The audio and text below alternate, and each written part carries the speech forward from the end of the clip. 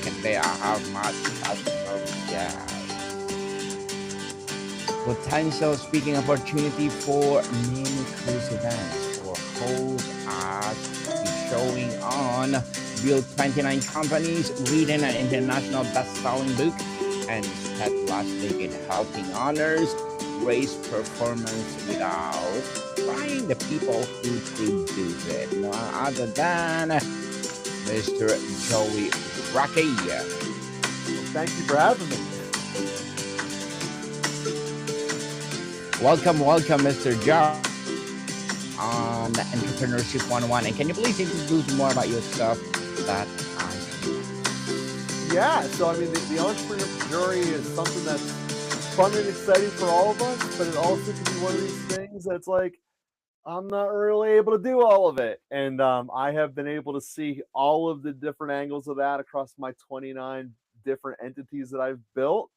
And like I said, I'm really excited to be able to help here and be part of the show to talk about some of those sticky points that sometimes cause burnout and make you not want to do it anymore. Yes, and thank you so much for sharing your knowledge and wisdom to the world, Mr. Joe Rockey. I think my applause is not working, so I give you a cheering star. Oh, Thank you. Thank you. And today let's talk about turning that season into revenue engine. You open with a turning dead season into revenue engine. So, what fundamentally defines a dead season, and what is the first behavioral shift that leader must make to begin that transformation? Yeah, so many times when we talk about dead seasons within an industry or a company, we just kind of take them as it's the way it is and there's nothing we can do about it. So to give a really clear one that everyone sees because it's very large is in the world of real estate. Everyone kind of knows when it's wintertime, people don't buy houses, and that's just accepted. But it's also not true. The reality is that a lot of the time the sales agents disappear when it's wintertime. And because there's less people selling stuff, there's obviously less people out there doing the transactions. However, houses still get sold during the winter. People still die. People still have life events and need to move. And that's true whether that be real estate, whether that be an individual salesperson within the company goes, you know what, I quota, I'm checking out for the rest of the month, or whatever the case might be. These dead pockets, people just accept as a cost doing business in the way that it is. And I have built this company, Elite Business Cruises, to do many things, but one of which is to take that old stigma and just get rid of it. Get it out of here and let your business grow and thrive through much more of the calendar year than the, well, this is the way it is mentality allows.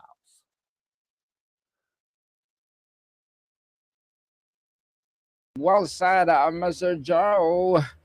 And you built 29 companies, written in a national bestseller, and spent a decade raising performance. After all that, why did you land on behavior, not software, as your primary lever? Yeah, I mean, at the end of the day, it comes down to behaviors, but also motivating the people in a way that's naturally strengthening them. You know, there's all these different books and systems and, 10 quick hicks out there.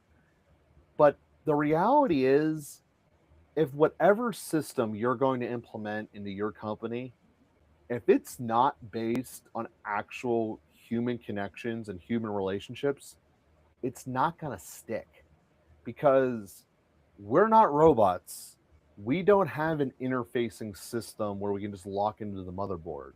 So, where my expertise is really getting people to be able to communicate and connect with each other. It's one of the pillars of our cruise business, which is a consultant firm that learns what the driving language and the love language of every single employee is and we'll help translate the message from ownership into there so that there is no longer the mass send email you send to everyone. And some of your employees are really motivated by it. Most of them are kind of like meh, and some actually are deterred by it. We do customized things to each and every employee so that way your message is always resonating in the language that they want to hear, their love language. And it results in these massive potential results. And again, it's because it's human based. And that's the difference between a system lasting forever or being something you just spend a lot of money on that sits in the garage. Mm. Well said, Mr. Joe. You say the work starts with behavior. That Mm-hmm. sounds simple, but in practice, behaviors is messy. What makes the most effective starting point compared to process, strategy, or technology? Yeah, I mean, the most effective strategy, regardless of where you're at, comes down to only two questions, and that's it. I don't care what business you are, it's two questions. What is the relationship that the business has with its prospects dash clients? And what is the relationship that the business has with its employees? If your answer and your behaviors are improving either one of those two questions, it's a good behavior that you should instill. If it's not, don't do it.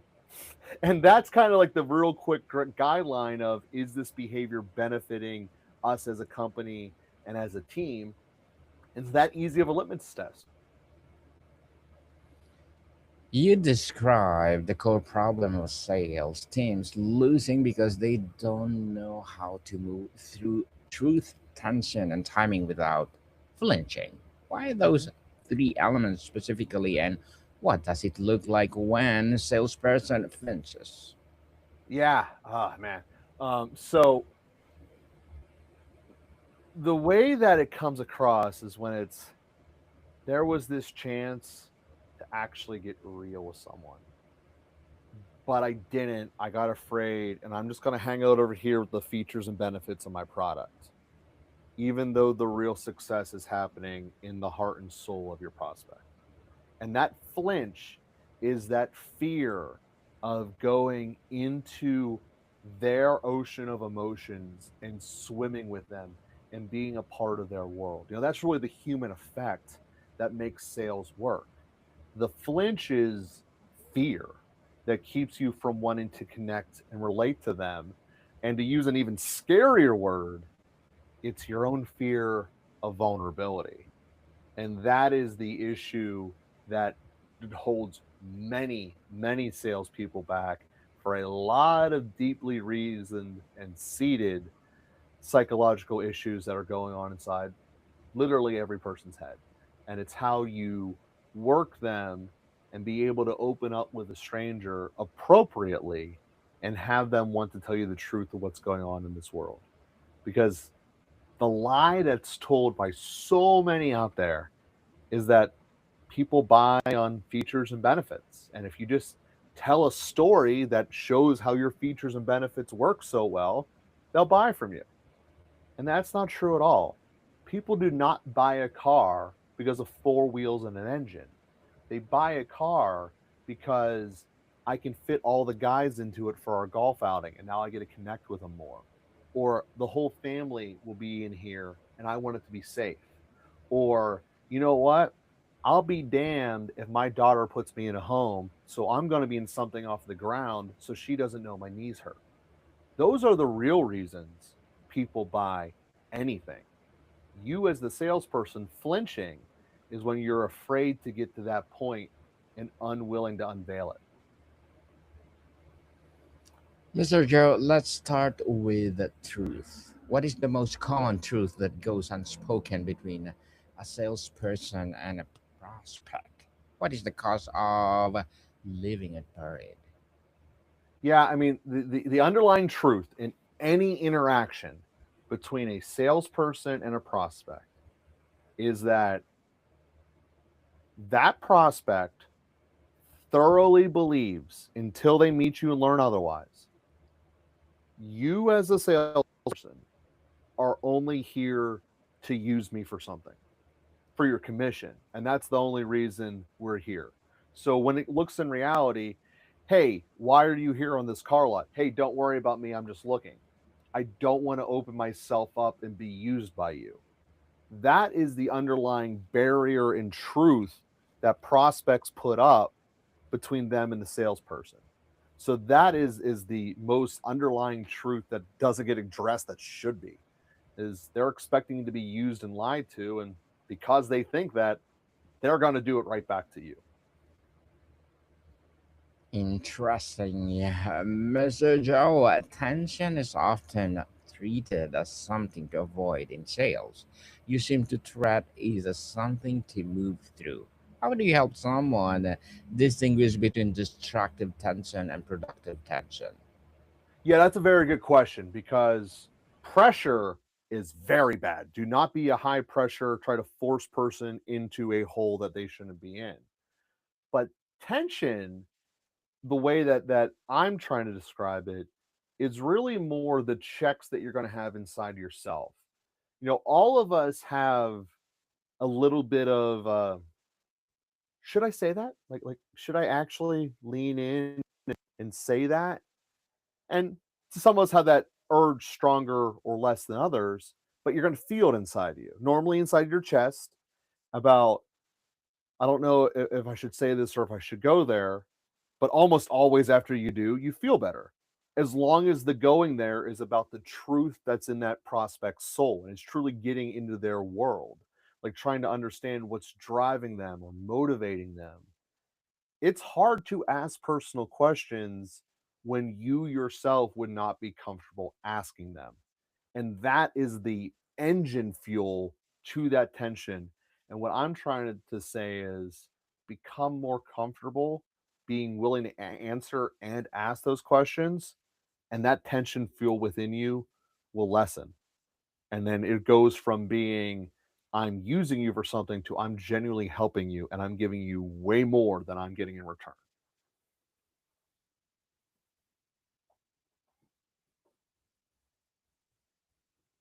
Well, that is interesting. Mr. Joe, timing is the third element. How much of poor timing is really about a failure to read the prospect's emotional or relational readiness, and how do you train that instinct? Yeah. Well, the cool part is that we all have this ability before we even start. I mean, babies have this. We're born with it. We know how to tell when we can keep pushing the envelope or when we got to stop. I mean, you know that by the time you get out of middle school. So it's really just trusting your own human connections and relationships and how they worked before. And again, being willing to be open and show yourself out there because most people are unwilling to take that first step forward. They just don't want to. But if you, as a salesperson, are able to show the appropriate step for the dance that you're doing, a lot of people, once they get into it, will just keep going and going and going, and you don't need to be leading it anymore. And that's really one of the elements of the timing. You're not trying to force the perfect moment. What you're just simply here to do is open up the door and then let the prospect, emotionally speaking, guide it. Let them go to where they want. They're whether it be taking a fear away, taking a pain away, or enhancing a good feeling, they will show you what they want to do based upon where they're in that moment. Which is why you have to be able to simultaneously show that you can sell by taking fear away or enhancing a good. That's a more advanced skill set, but this is how you do the timing of it. You just read and trust that you know where they're at and ask a lot of check-in questions so you don't have to be always guessing. They will tell you once you start. Certainly. Definitely, yes. You use the I'm just looking moment on the sales lot of as a pivotal example. Most salespeople retreat there. Why should they actually do it in that moment? What behavior are they avoiding when they walk away? Yeah, the I'm just looking problem is so real. And again, the reason the prospect's doing that is because they don't want to be used. So they put the barrier up of I'm just looking to try to not have you bother me. So I can then steal as much information so I can make a more educated decision about what it is that I want. And really, all they're doing is they're envisioning themselves using this product and seeing if it's going to check out. They might not ever intellectually explain that, but that's what they're doing. So the converse to that is instead of them guesstimating how they fit in their world, is you as the salesperson, you fight away the I'm just looking mentality and you actually step into the space they're at. And this is the element that is the perfect timing moment. When they're trying to push you away, you just turn it to the reality of, hey, don't worry about me. I'm just here looking at this lot. For real, like you just want to be walking around on a weekend afternoon in the blazing sun because that's what you like doing. Why didn't I see you here last week? And then you by Mm. being real and appreciating the situation that you're getting lied to will de-escalate, bring down the barrier, and it will really take you to the next level. Mr. Joe, if the sales team is consistently losing prospect at the first moment of resistance, what's the underlying behavioral pattern you typically find? Now, the underlying behavior normally is they're listening when that says, "Don't listen to me, get out of my face. I don't want to be by you." The sales team doesn't address the reality of it, and then they do just walk away and literally leaving the prospect over there to their own devices. That's that's the behavior and activity that's causing the failure point. Mm. So you emphasize rising performance without frying the people who produce it. In your experience, what is the most common way leaders unintentionally burn out their top performers while trying to hit numbers? Yeah, this is a human problem of how this happens, and you can think of it with any boss that you've ever had that you didn't like. With almost 100% certainty, I can tell you this is the underlying issue, and this is also how you burn people out. It's the exact same problem. We all have roughly 20 reasons we would go to work, and each of us prioritize those 20 reasons uniquely. It's part of what makes us all special. If the management's top five list and your top five list have no overlap, it is not going to be a good relationship and you will burn them out eventually. Assuming that you are not willing, which most people aren't, to learn the other person's love language and speak like that, that's the only outcome. This is one of the major services we provide. We're the translator between the two. Okay, you can talk in these five, your person wants to hear these five. We can draw the pipeline and make it happen and actually do the communication for you. So now instead of it being this disconnect about what we're trying to hear from each other, it's smooth, it's harmonious, and it's everyone's on the same page. And now wanting to be with you because you're talking to me in the way I wish everybody talked to me. And how much different would that be if your employers were like, I just want to talk to him. Like he helps make me feel better, opposed to I just go there because I get a paycheck. I mean, which one do you think gives better production out of your salespeople? You mentioned your book is internationally best-selling. What was the most significant gap in sales or leadership literature that you set out to fill with it? So the biggest gap that I've had with the book, and this is a mistake of a first-time author, fully disclosing that, is that the way everyone looks at sales of a book is they look at what Amazon's number is. I didn't sell it through Amazon. I sold it through my own channels because the profit margins were way better for me as a business. So if you go to what my actual numbers are, they are wildly different than what you would see on Amazon.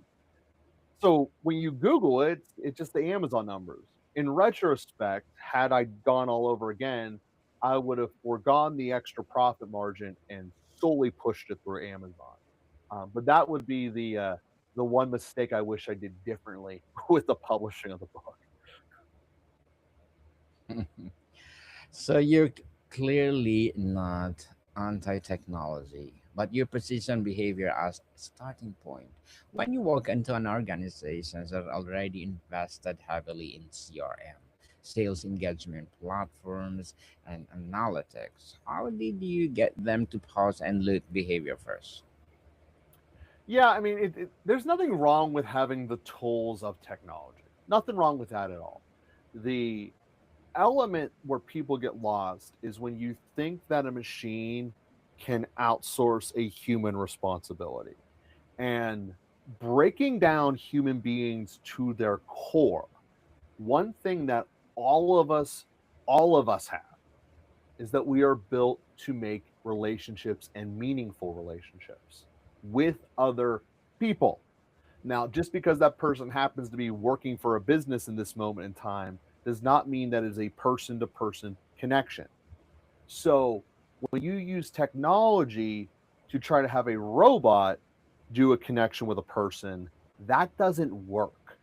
And it works less and less the younger your clients are.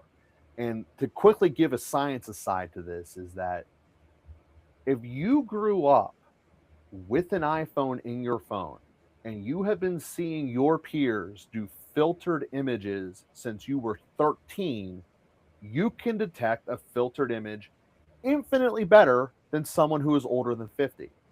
Well, the same thing is true for your copy, for your videos, and everything else. They are trained and exposed to detecting this non human to human connection. They might not know how to do it correctly, but they know they want it. And by putting technology as a barrier between that natural human effect, you're just hurting your own process. So it's not that I try to get rid of people's technology in the long run. I just try to marry it as a tool to enhance the human to human connections.